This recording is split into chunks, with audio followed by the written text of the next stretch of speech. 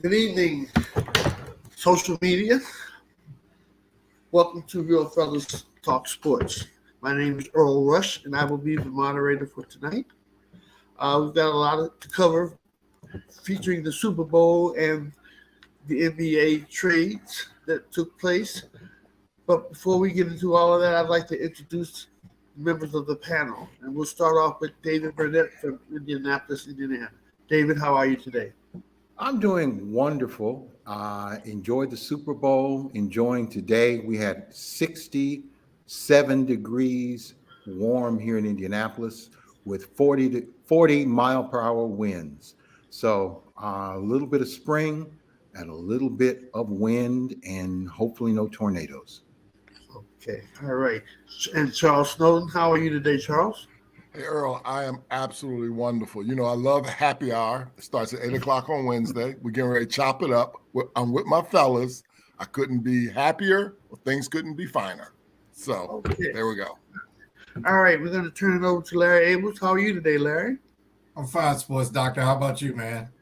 I'm doing so good, Larry. I actually wish that there was possibly two of me. So, let's get to the show because we don't want to go past our deadline. We always go past it. So let's get straight to the point. Your thoughts, your take on the game, Charles Snowden. Hey, listen, I thought that Super Bowl was absolutely fantastic. I thought both teams played very, very well, despite the defenses. I thought the two quarterbacks, I was just very impressed with both of them. And it did not disappoint me at all. And I thought it was fantastic. And I'm sure we'll get into the details of it, but that's my initial reaction. Yes. David Burnett, your take on the Super Bowl game? It was a heart-stopping game. I enjoyed it, but I can't call it a great game. The Philadelphia defense did not show at all. Philadelphia got complacent in the end, didn't put the foot on the accelerator because they should have blown out Kansas City when they had the opportunity. But when they settled for field goals, that was it. You cannot give that quarterback for Kansas City some time. You cannot do it. Otherwise, you're going to get beat, and that's what happened. Okay, Larry Abrams, your take. I thought it was a great game for 58 minutes and 15 seconds, but their call at the end made the ending anticlimactic. You know, just think what would have happened had Kansas City kicked the field goal like they probably would have done. Then Hurst gets the ball back with about a minute and 40 seconds and 2 timeouts. I was hoping for overtime. So, and even if Philadelphia didn't score, I thought it would have made for a more dramatic ending than the way it did. Mm-hmm. I mean, otherwise, great game. All right. David, I don't know whether you saw the play, and if you did see the play, did you think that it was holding? And also, if you saw the play, do you think that call should have been made? First of all, the receiver admitted that.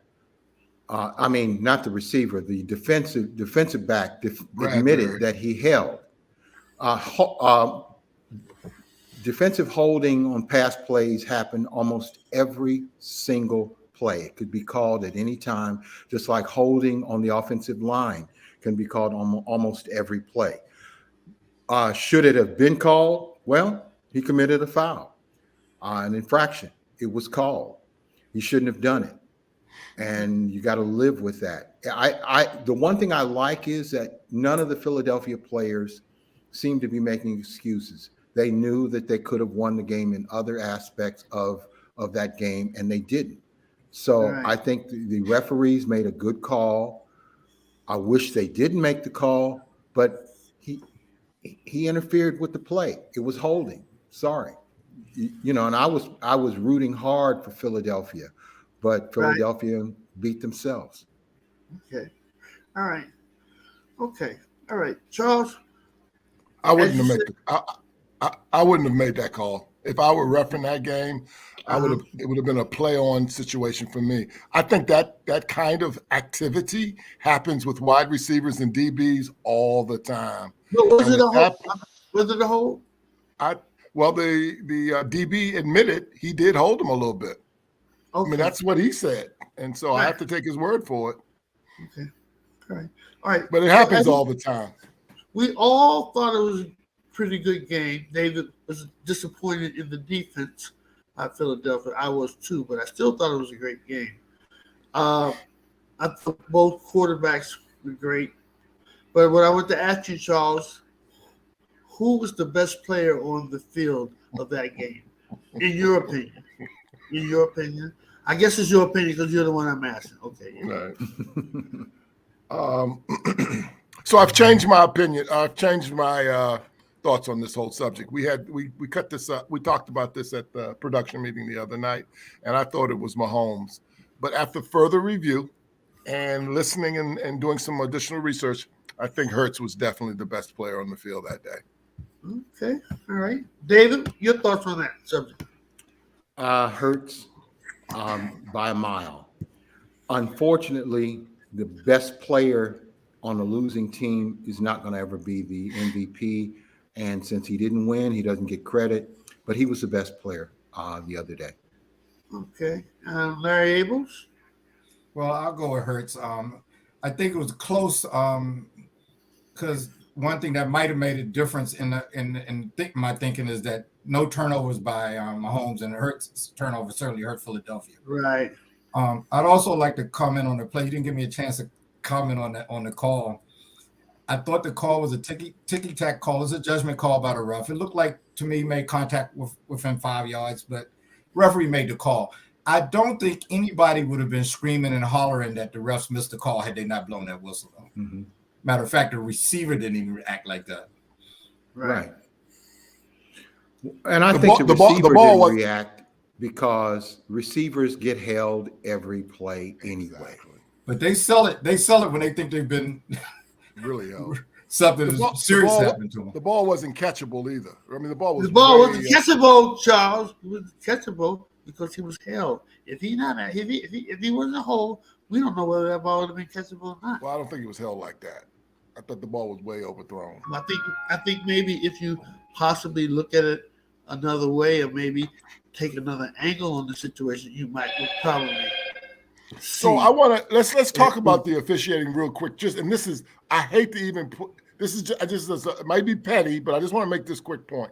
So Devontae Smith, I thought after the review made a catch, and the refs brought that thing back after reviewing it. It was a tough catch in the first half. They brought it back. I thought it was a catch, and then later on, the tight end for Philadelphia made a catch, and I did not think there was a catch, and they said it was. They said his foot was in bounds, he wasn't juggling the ball. And I thought both of those calls went opposite of what I saw. So I guess maybe refereeing, making these calls, maybe it's tougher than I realized. I don't know. I don't know what you guys thought about both those calls that I'm referring to. I thought they got them right. Did you? No, I think both catches were good. Both. I think they got it right too. But my concern about the game, if there's a real concern about the game, is that large inanimate object that interfered with the game, the football field itself. It's a good point. Pathetic. Worst field in Super Bowl history. Terrible. And first of all, they had a special field made just for the Super Bowl, painted up and all of that stuff. And the way Arizona has their stadium, it's a dome stadium, retractable roof, is that the field, a grass field, slides in from outside to become the field. At some point, I think it's all cute and everything, but so what? Just get a turf field. Wouldn't have been a problem, but players were slipping. What would have happened had somebody blown out an ACL? What would have happened? Because it could have easily happened with a field in that bad a shape. The worst field is normally a FedEx Field in Landover, Maryland. That's the worst field in football, gentlemen. Take it easy. But the Super Bowl field was almost as bad. Yeah, it was horrible. It's really unacceptable for the NFL, for an organization that has so much money and makes so much money and so powerful to put such a pure, horrible surface for their game like that. I don't understand it. I just don't understand. I wonder if somebody's going to get fired behind that. Well, I don't know. They had a special guy who handles big events and fields for different sports, and he's highly acclaimed. But he erred this time. He didn't do a good job. But sometimes just don't leave well enough alone. The field in Arizona is normally okay. Why replace it with some special field for the Super Bowl? Let's stop that. Just play on the field that they normally play on, Well, paint it up, and everything will be fine. even before that one, David, their field was the greatest. That was one reason why they tried to fix it. So for you to say that there was nothing wrong with Arizona field, that's not correct. Well, it's better. It's better than what the Super Bowl. That's not what played you on. said. You said that there was nothing wrong with it. Okay, Earl. Sports doctor with a special You know, name. They seem and to be everything. slipping on the painted areas. That's what made me. Exactly. I thought it was a paint. But why They don't you seem to just be- put?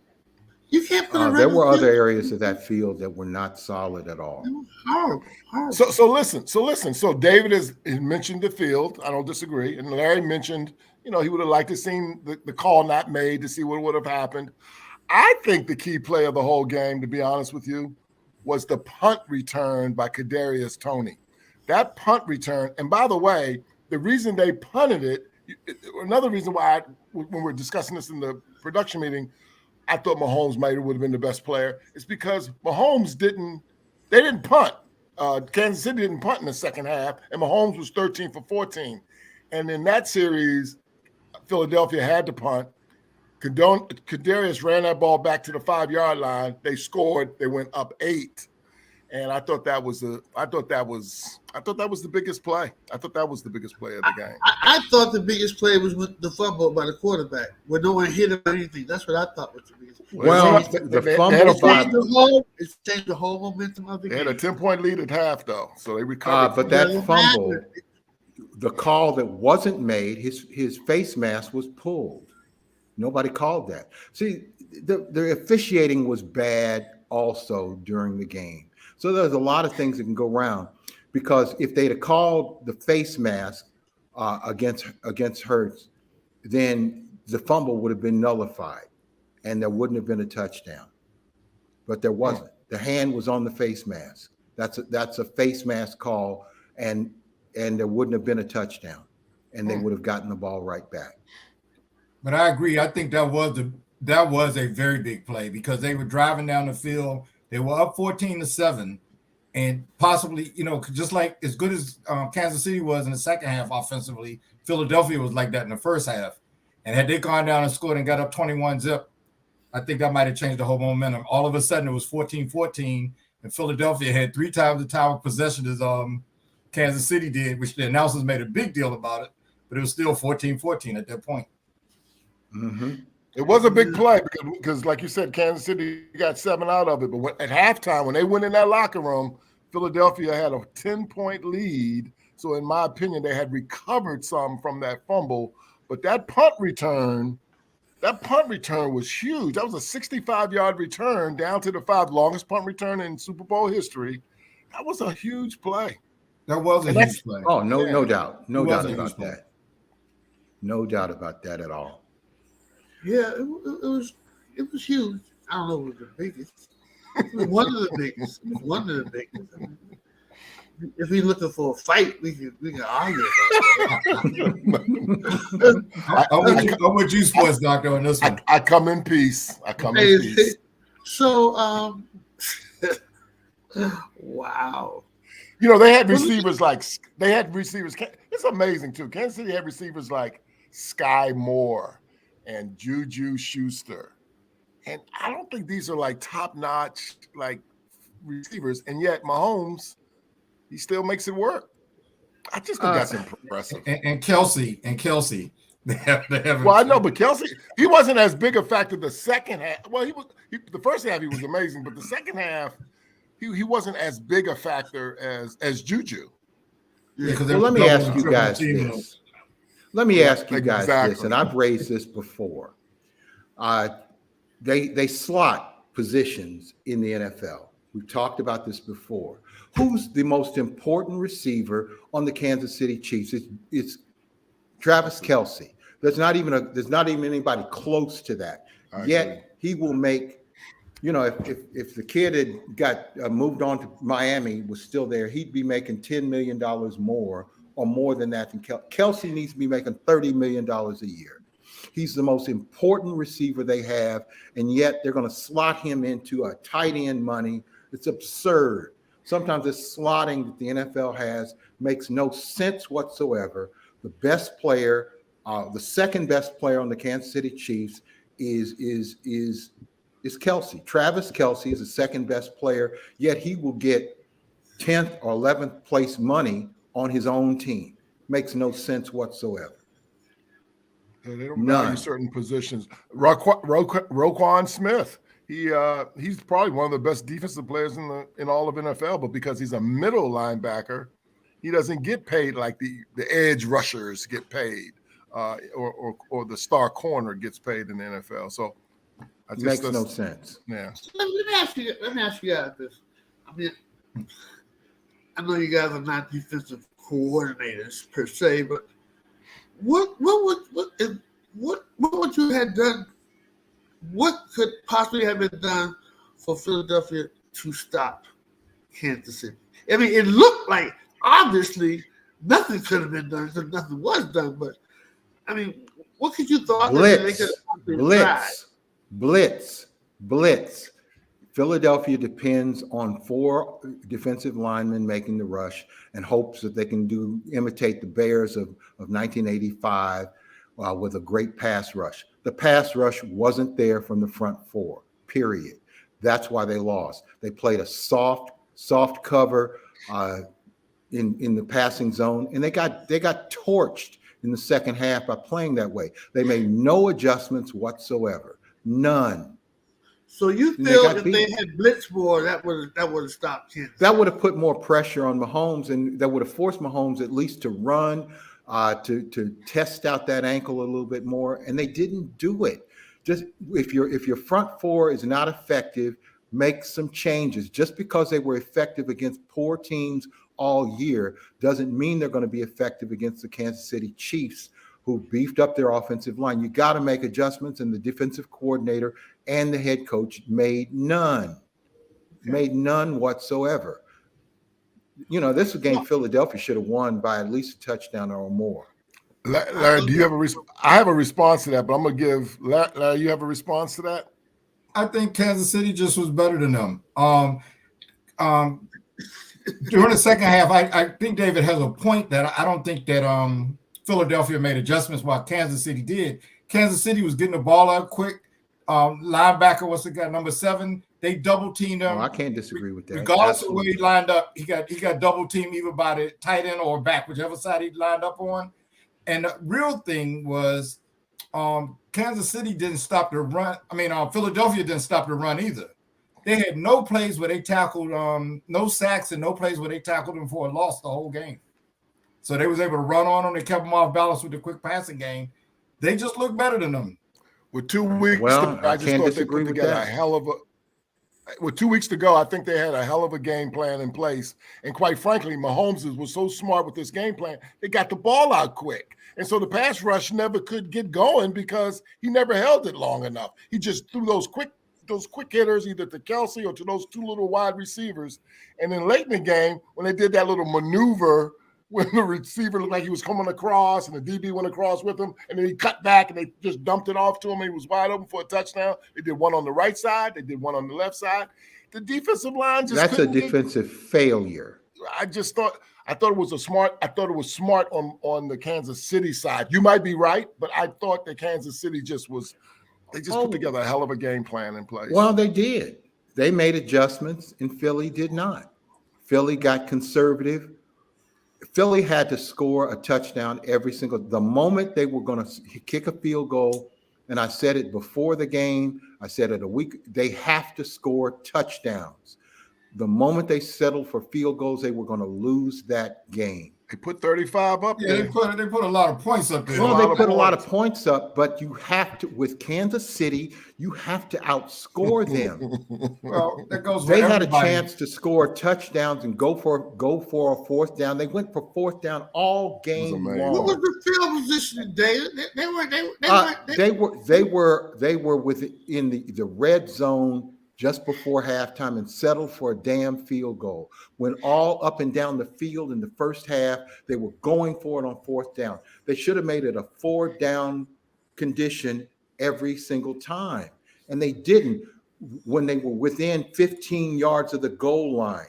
Go for it on third down with a run. Go for it on fourth down. Get the first down, score. But Earl, Not a field goal. Not a field goal. I want to go back and say another thing that could have stopped Kansas City would have been Philadelphia's offense in the second half if they could have run the ball. That would have kept Kansas City off the field. Another good point. They did not run the ball at all. And once they got away from that, and Kansas City actually made adjustments to their passing game, and Kansas City was able to run the ball on them, took a page from the Washington Commanders and ran the ball on them on the second half. And I think that was a big part of it anyway. I don't think Philadelphia had been tested in quite a while either. I think Okay, I agree with that. I agree with that. Let's be real. Now, what are the odds the second half of Kansas City not punting? I don't think Philadelphia punted over twice themselves.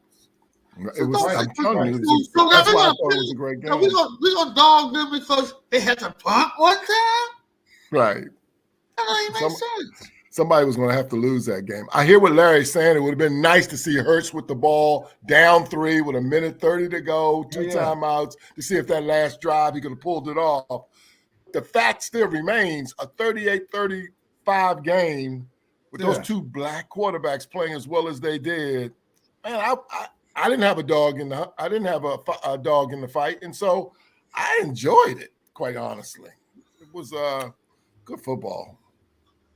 You know, this guy, Nick Bolton, number 32 for the Chiefs, that linebacker, I don't know who he is or whatever, but he played a really good game, too. I seem to notice him all over the field. Why, do you want to make him Defensive Player of the Year as well? You made several other people Defensive Player of the Year. Number 7. I thought number 7 was going to be, he didn't, I didn't even see number 7 in this pass. Every week you pull somebody out of the blue. No, he ain't. No, Chris Jones. But Bolton almost had 2 touchdowns. Chris Jones was the Defensive Player of the Year either. Neither was Michael Parsons. And if you remember, not that I want a piece of cake or anything for it, but I think I said Nick Bosa probably would win it. Well, you got some cake coming, Earl. Okay. But before we leave this, we got to talk about Jalen Hurts now. Come on now. We got to talk about him. We have been time. talking about. We've been talking about. Yeah, have we been talking about it?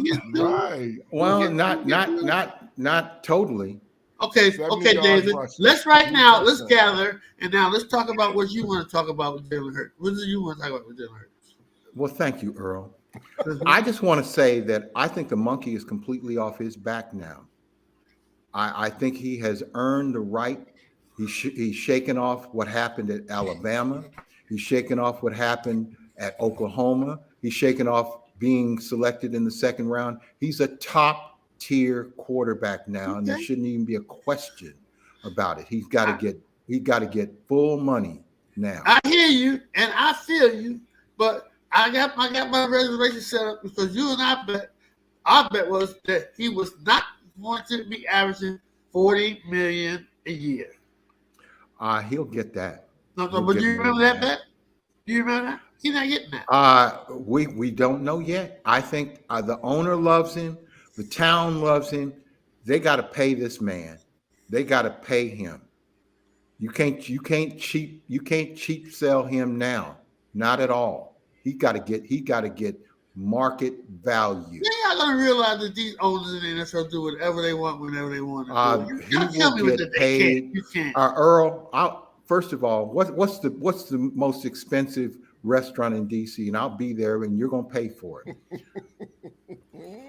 Do you understand what I'm saying? You know. But after one season, I think it's interesting. I think he has remove the doubt. I think the doubt was whether or not he was an NFL quarterback. He's certainly proven that. And, I know contracts are based on potential. Is 1 year enough to really open the bank for him? I mean, they did that with Carson Wentz. That's what they going to say on in this case, right? That's what they're going to say. That's what they're going to say. I mean, Okay. When RG3 was his rookie year, he had a great year too. You don't get nobody no 40 million. For him to get 40 million a year, he's going for him to get it. 40 million a year, that means he has. Well, first of all, 40 million is lowballing him. Right. The ballpark is going to be 50 or more. 50 or more. Whatever Joe Burrow gets, Jalen What is our bet? Hurts What is will our get. bet? What is our bet? That's what I want. What is our bet? You're not bet. Okay, let's just put it right in the middle.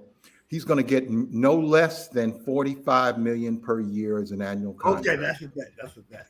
They're not going to give All right. it to him. They're not going to give it to him. And I'll take you wherever you want to. Next time I'm in DC, wherever you want to go, if you win this bet, Earl, I would love to feed you, but you're going to be feeding me.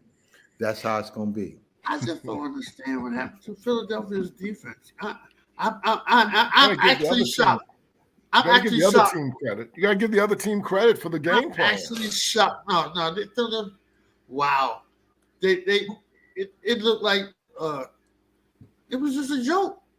It was just a joke. But think of their path through the in the playoffs. I mean, they beat the Giants. The Giants were no competition.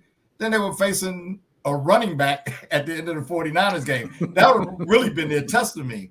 So I was kind of in one of the shows. I even think when I hosted, I asked you guys, how do we feel about Philadelphia? Because remember, they won one out of their last 3 regular season games because Hurts had been out. Now Hurts turned out to be fine this year, but I just didn't really feel like they've been tested for about 6 or 7 weeks. I thought the 49ers would have been that test. No, they didn't punt. They did not punt. They did not punt.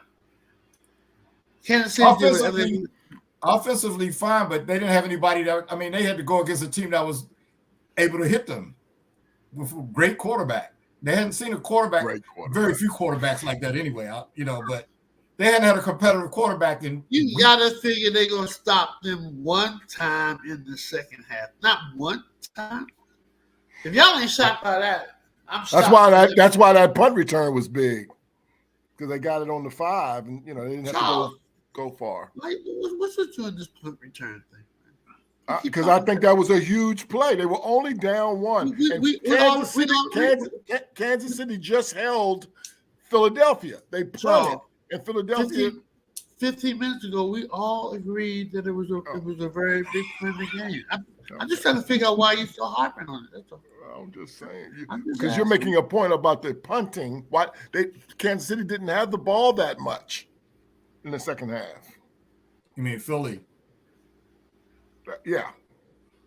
No, I mean, Kansas City didn't punt at all in the second half, and I think it's because Kansas City didn't have the ball that much. David says that they're going to sign Hurts. Charles, is Hurts getting 45 million or more? Well, yes. I think the answer is yes. Quite frankly, there's a guy in Dallas that makes $40 million a year. And if you ask me, hold on a second. I've got to set. You've got to set you got to be compared to something. And if Dak gets $40 million, this guy's got to get more than that. Because Dak ain't never been there. Why is that? He's better than Dak.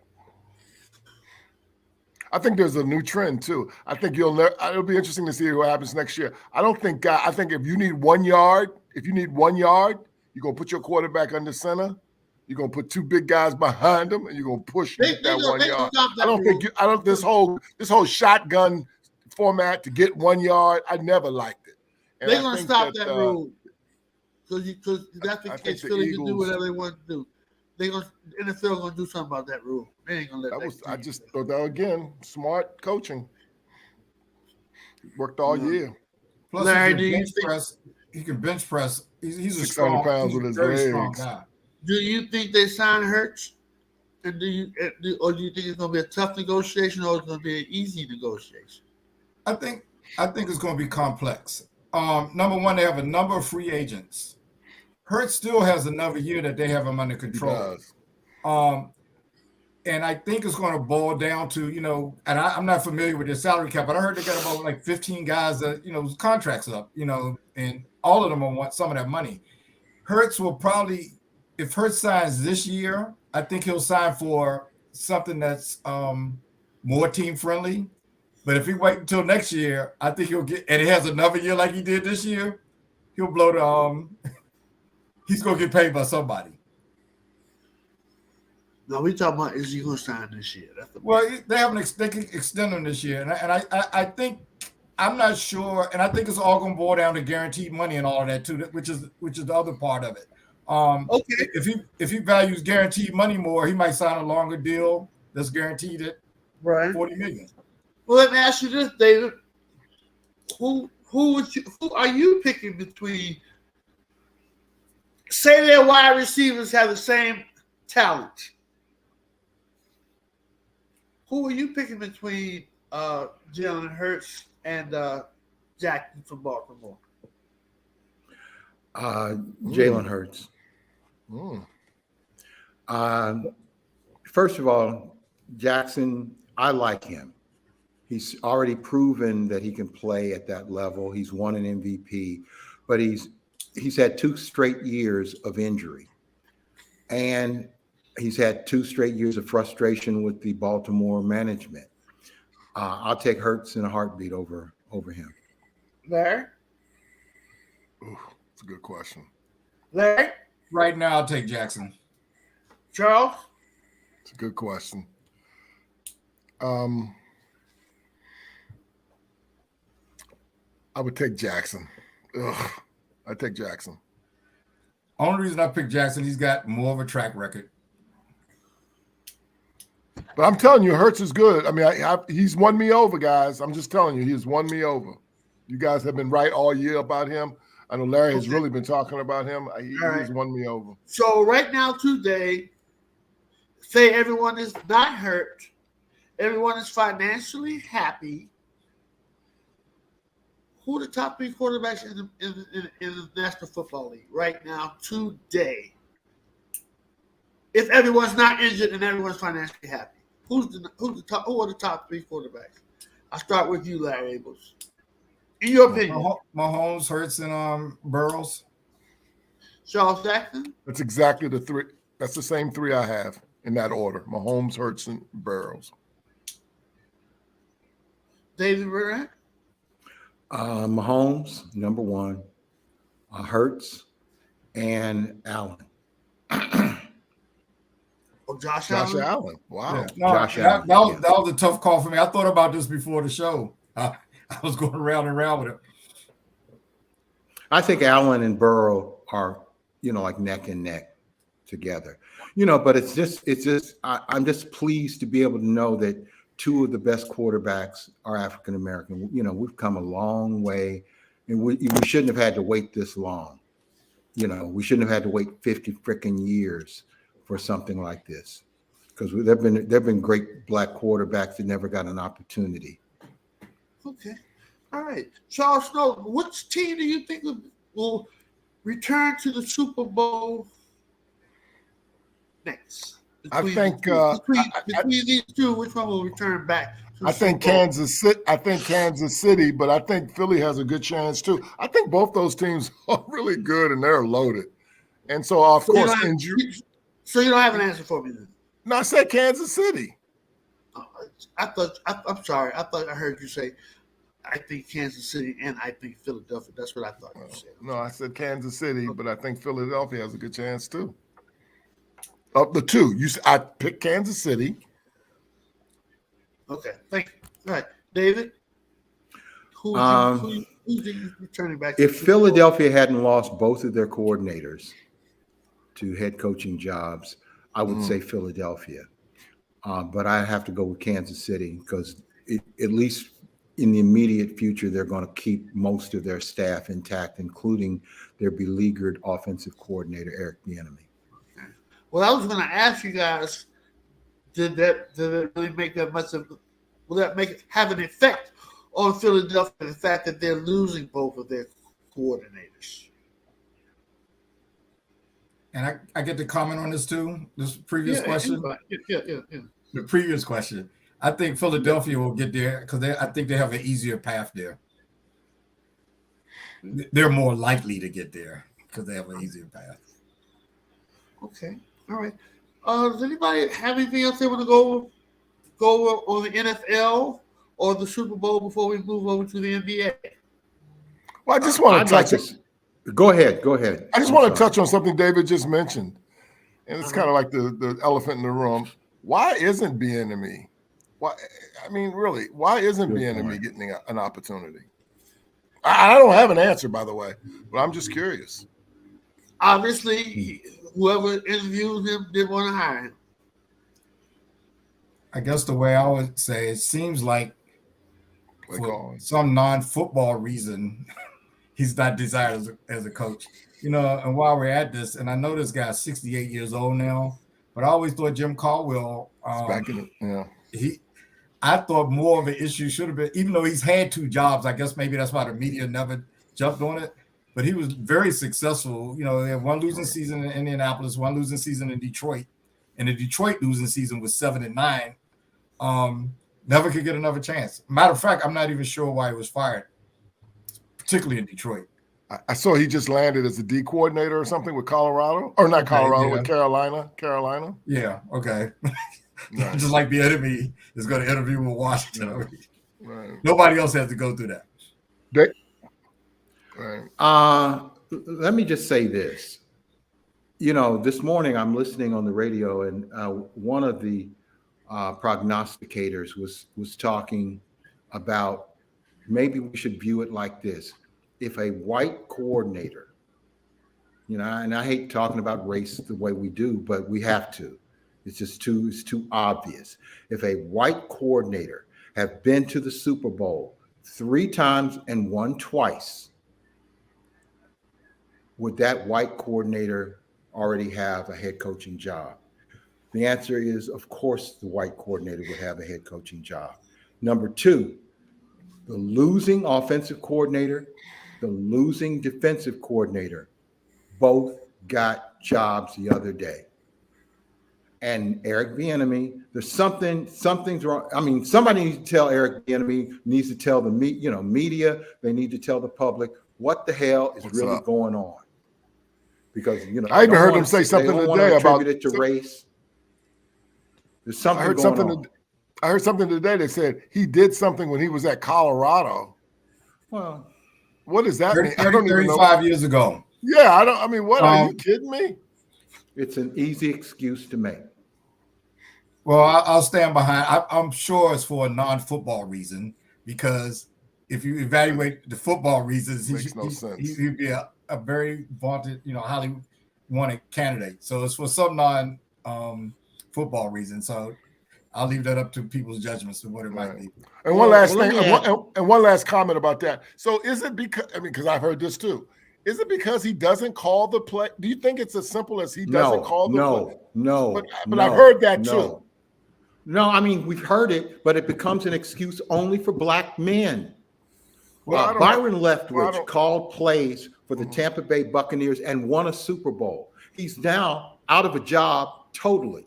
The head coach of the Philadelphia Eagles was the offensive coordinator with the Indianapolis Colts just a couple of years ago. Did not call plays, never called plays in his entire career, yet he became a head coach. I can make it even plainer. Some defensive coordinators are head coaches now. And they obviously didn't call plays. Never called it, right. They just changed the goalpost on who can become a head coach every damn year. Weird. It becomes really almost weird. laughable. It's laughable. Weird. You know, I mean, what does a guy have to do? You know, I'm not the biggest Eric Bieniemy fan in terms of certain other things, but he should be a head coach. He should have already been a head coach. You know, and maybe it's time for African-American coaches to start promoting themselves and stop just kind of taking jobs and saying nothing.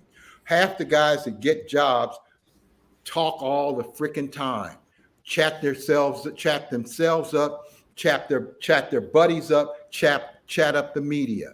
I think some of our African American coaches need to take the route of talking about what they can do, being much more aggressive on the PR side, because half the time, what does the media say when Kansas City plays? They give all the credit to Andy Reid, and half the plays are called by Eric Bieniemy. Yet they say nothing about him. And that, I'm stealing some from what I heard earlier today, but owners pick up on that. People pick up on that. If Andy Reid gets all the credit, where's the credit going to go? It doesn't happen for some of the Caucasian guys. They get credit spread around all the time, But and David, our guys don't. David, when they'll hire Jeff Saturday or some high school coach, I think it's well known what Bieniemy does. I'll still say it's a non-football reason, because they're hiring people with no experience and they're getting to come in there. Okay, guys, let's move on. It's I don't laughable. mean to spend this much time on a black and white thing and Eric Bieniemy. So let's move on I to just the said NBA. non-football. Whatever. NBA. Let's talk about the trades and the ramifications of the trades. Okay. What was the biggest trade that took place that made the most difference to a team as far as you are concerned, Charles Snowden? I would say KD going to Phoenix is the biggest impact on a potential title this year. If they can keep Booker and KD and CP3 and Ayton all healthy, I think they pull off a good one right there. Okay. David, will any trade catch your attention? Well, obviously, Kyrie Irving going to Dallas was big, and then Durant going to the Suns was even bigger. I don't think Dallas has enough of a team to make a big impact, but the fact that you got two splashy offensive players in Luka and Kyrie playing together, that just becomes kind of a circus and something people want to see. We got about 20 more regular season games and maybe a series or two that Dallas might get in.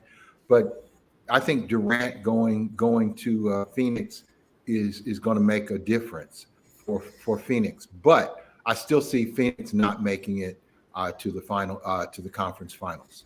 Okay. At some point, Right. they're going to get beat. Any trade that seems to me to make a difference to you, Larry?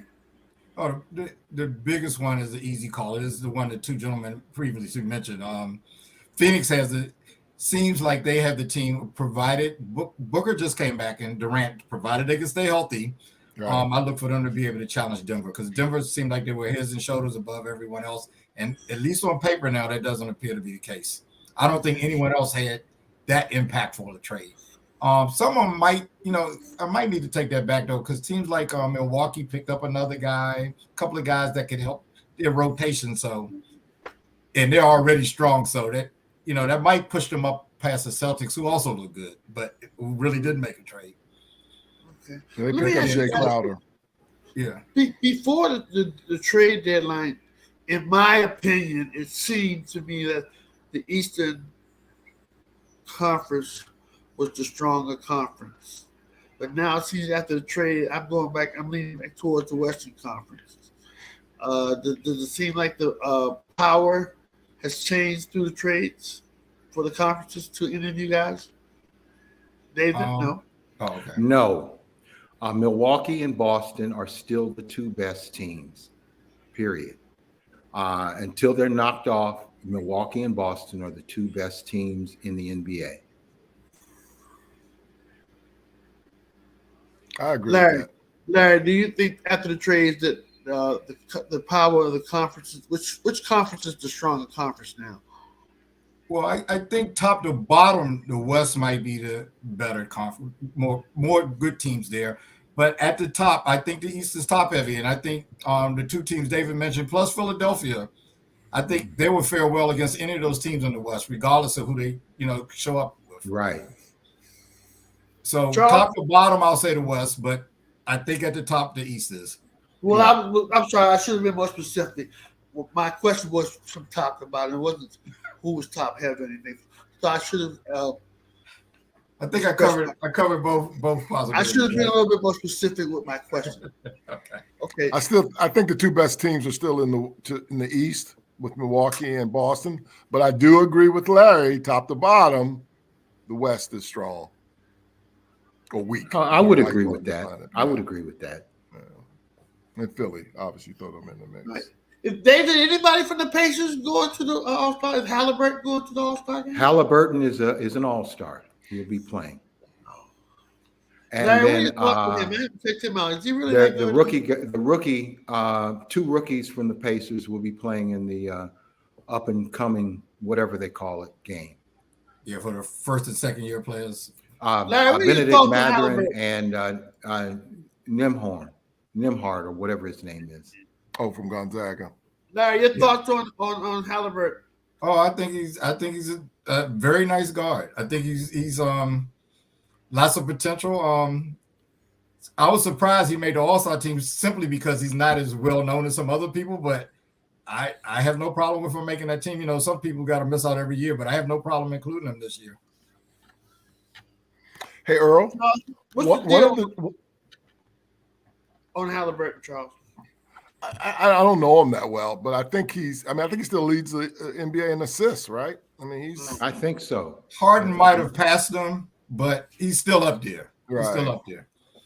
Hey, Earl, one of the things about the trade deadline thing that happened that has me scratching my head, I sure would love to hear you guys talk about this, is Weissman was the number 2 pick in the draft, and he's a center, young, and the Golden State Warriors gave up on him, and they gave him away for basically nothing.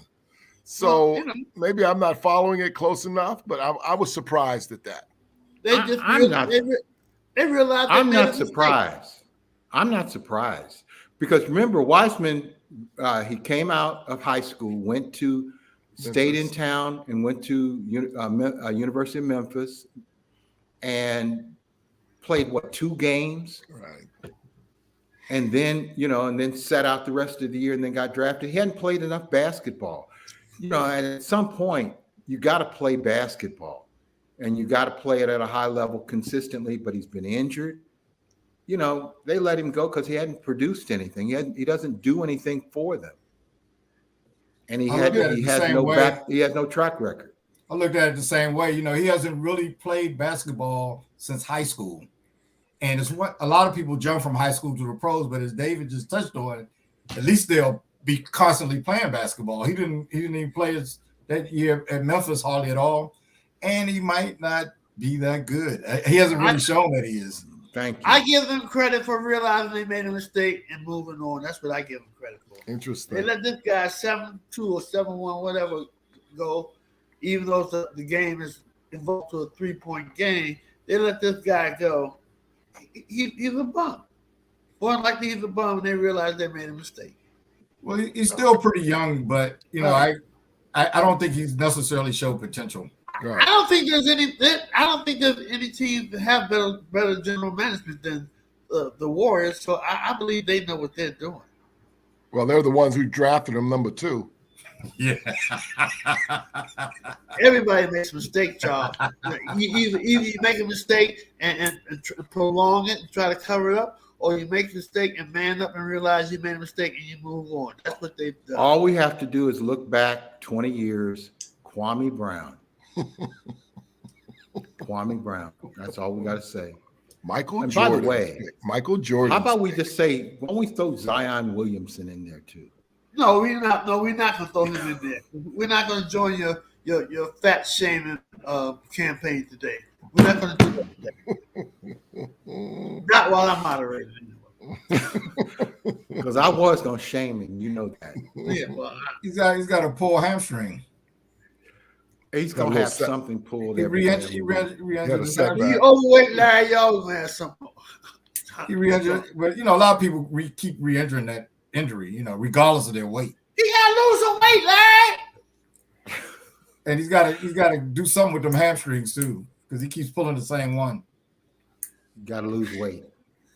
You can still pull a hamstring with a smaller size. So we're not even So we're not even going to touch on the fact that the Lakers made a bunch of moves, and we don't think they can make? Do we think they can make the playoffs? We're not going to touch on that. We can No. touch on it because you choose to. That had not even came up my mind. I know we're running on a tight schedule, so I'm trying to cut out bringing up all the irrelevant subjects in the sports world. But if you like,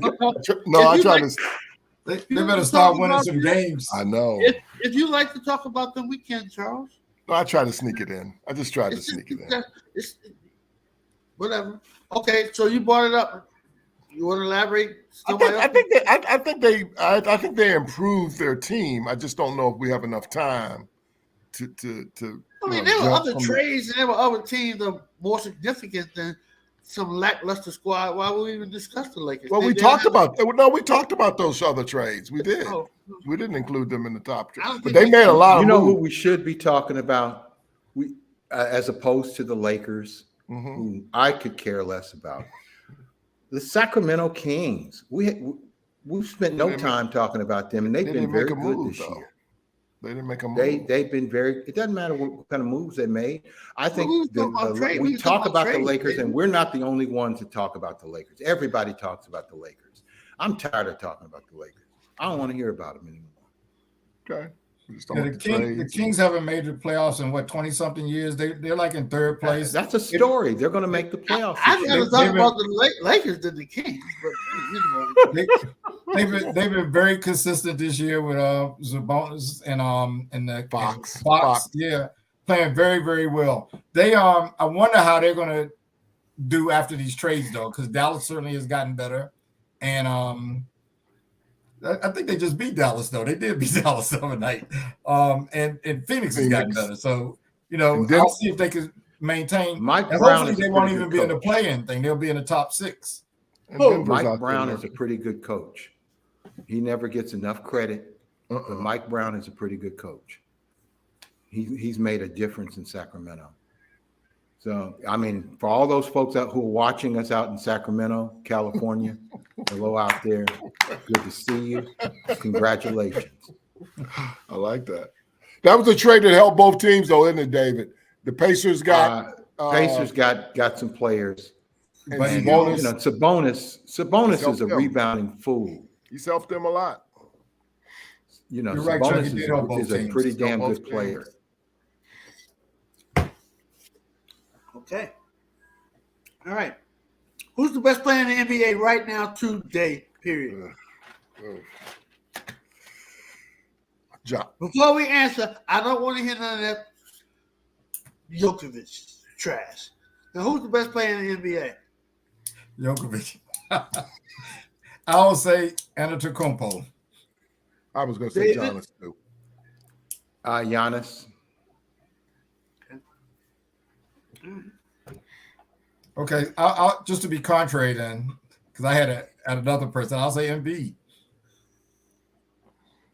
Yeah, I know. You like him. He plays well against anybody he goes up against. When he's healthy. Well, I mean, that could be, yeah, of course, when he's injured. That could be he any can't play. player. I hear you. David, I David, think can the question was who's the current best player currently, right? David, yes, sir. Can the Memphis Grizzlies go to the NBA Finals? What's wrong with that? I think since they've thugged out, no. They've become the thugs of the NBA, and I've lost respect for them. No. Okay, all right, Charles. You know, they something's wrong. They have lost their edge a little bit.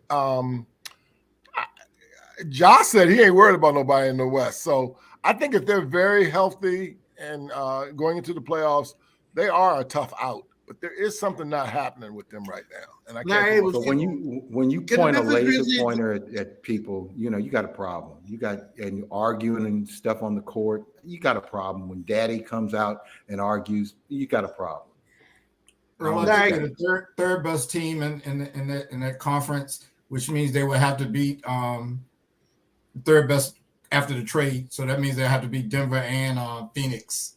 And I don't think they're better than both of those teams. Too young and not enough. They're good, but they don't have enough experience yet.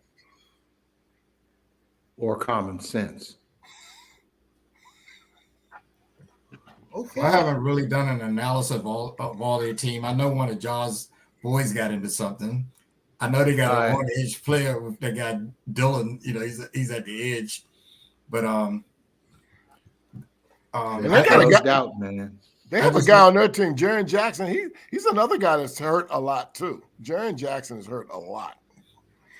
It seems like the whole league is hurt a lot this year too. I know. I agree with you. Why is it that guys back in the day didn't get hurt like this, and they were wearing canvas all-star tennis shoes, Converse all-star tennis shoes? Why didn't they get hurt? That's a good question. Well, back then they couldn't afford to get hurt. and they didn't have load management to keep them from getting hurt either. A long-term guaranteed contract. They lose the check back then, they're in trouble. But Chuck, the contracts have been there for a while. You know, it's been there for a few decades. These guys, they didn't have load management, which is theoretically supposed to keep them healthy, which only means they miss games when they're well. It's weird. So why does Milwaukee have to go into overtime to beat Boston without it's a good question. their two best players? In Milwaukee. Because Boston was shooting the lights out. Oh my goodness. They were hitting three after three after three. They were incredible. And not only that, I mean, Milwaukee played well. I think Holiday had 40 and Giannis had 36. Giannis missed about 8 free throws in regulation, which, you know, they probably would have won the game anyway. But that was a great game.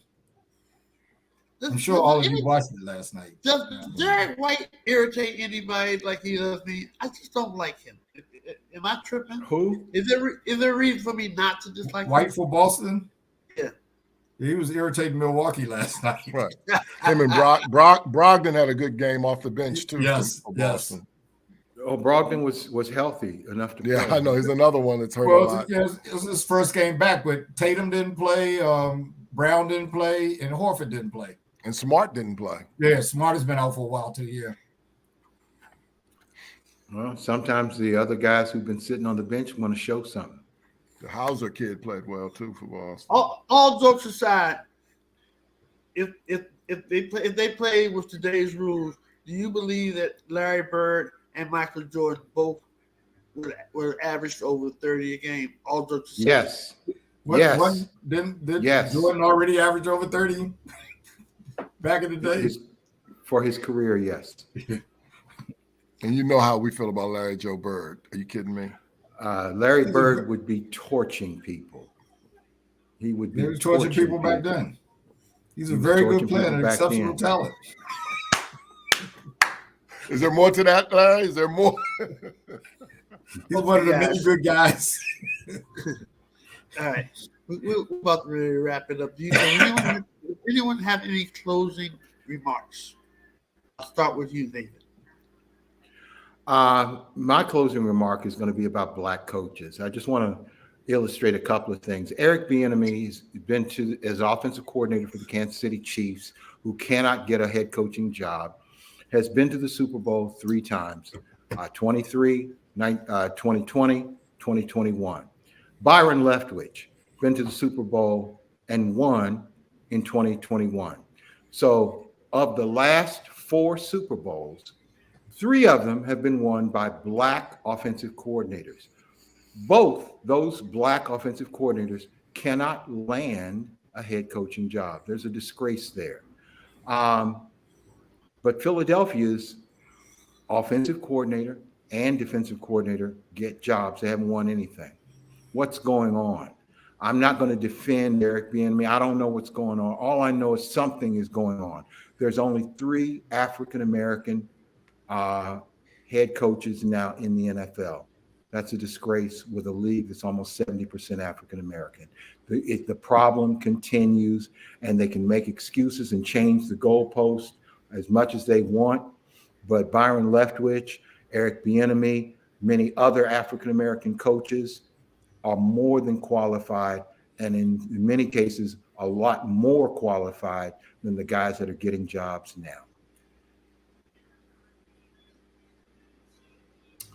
Charles, do you have any closing remarks? I do. I'm going to try to make it brief. There's a movie out on Netflix right now. and it's about William Felton Russell, Bill Russell. Oh my God, it's so well done. Mr. Russell, in a 13-year career, had 11 titles. He had a record against Will Chamberlain. It was 57-37 in the regular season. He was 29-20 in the playoffs. And Wilt, as you know, is one of the all-time greats. This guy, Bill Russell, the movie was just sensational. And at one point, Red Auerbach, the engineer of this whole thing, he started a team in this is 67, 66 of Sam Jones, Casey Jones, Satch Sanders, Bill Russell, and Willie Knowles. And all 5 were black. And that was in Boston. And so what I'm saying is this guy, Bill Russell, and in the way he's a career 15-point a game scorer. Career. And yet he's got 11 titles. He's got more rings than he has fingers. I just thought I'm telling the whole world, please, if you get a chance, check out. It's a 2-part movie. Please check out. It's called Bill Russell, the Legend, and it's amazing. And shout out to Bob Cousy and Sam and Havlicek and the whole crew. I just found it great, and I wasn't a huge Boston fan back in the day, so I just wanted to make mention of that movie. If you can check it out, do. Larry, do you have any closing remarks? Yeah, and I saw what Chuck and I talked about, I think, at the meeting. So I'll second what he just said. It's great. Even if you know a lot about Bill Russell, I think you'll pick up something because it's two-hour presentations. In addition to that, I would tell you, if you have Showtime, there's a documentary on Mahmoud Abdul Rauf, who I think one time we were talking a long time ago, I said he reminded me of Steph Curry, and they even acknowledged it there. He was Steph Curry before Steph Curry. And Steph Curry even had some things to comment on. So if you get a chance to see that, I think that's another very well done documentary, and we find out what happened to him because he kind of disappeared. Right. Okay. Chris Smith. His previous name was Chris Smith. Chris Jackson. Chris Chris Jackson. Jackson. Chris You're Jackson. right. You're right. I'm sorry. It happens. My closing remark, it doesn't have anything to do with sports, but it's not the first time we have discussed things that didn't have anything to do with sports on the show. I just wanted to give a shout out to Raquel Welch. Rest in peace to Raquel Welch. Okay. Jim Brown says I quit. Jim Brown says I quit. All right. I'll tell you about Gentlemen, that later. Thank you, guys. Had a great time discussing sports with you all. Look forward to chatting with you all next week. Thank you, everyone, tuning in, and hope everyone has a very blessed and productive day. For real. Good job, go. You're out. Okay. Peace.